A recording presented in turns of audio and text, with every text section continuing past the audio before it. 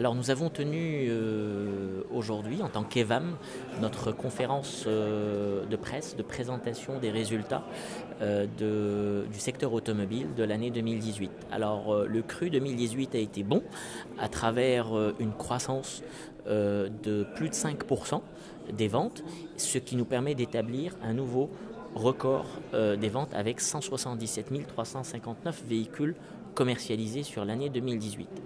Alors lorsqu'on décortique les chiffres, plusieurs enseignements. Le premier enseignement tient au fait que cette croissance ne se cantonne pas qu'à un segment, c'est-à-dire pas uniquement aux véhicules de tourisme, mais aussi au niveau des véhicules utilitaires. Même que l'utilitaire fait une croissance meilleure à 6,8%, ce qui est un signe positif pour l'économie nationale. Le deuxième enseignement, c'est que cette croissance n'est pas cantonnée que dans les grandes villes, puisque les 4 plus grandes villes du royaume, qui représentent 75% de la demande, connaissent une croissance inférieure à la moyenne. Donc ça veut dire que la croissance concerne aussi les autres villes du Maroc, et c'est tant mieux.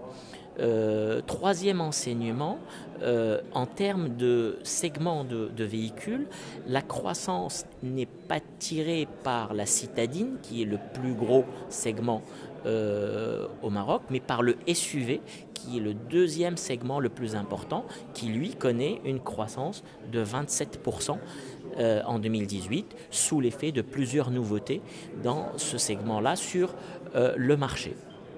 Ce que nous pouvons aussi observer, c'est qu'en matière de comportement du consommateur, il n'y a pas eu de changement majeur, puisqu'on est toujours sur un âge moyen de 43 ans, qu'on est toujours sur une durée moyenne de financement de 47 mois. Ce qu'on observe néanmoins, c'est que le prix moyen d'achat a augmenté de 10%, passant de 203 000 à 225 000 dirhams, et c'est ce qui en fait est induit par l'augmentation du segment des SUV, donc des 4x4 dans le pays. Alors, notre conférence de presse de ce matin nous aura permis aussi de faire le point sur le projet de dématérialisation du processus d'immatriculation qui a déjà démarré.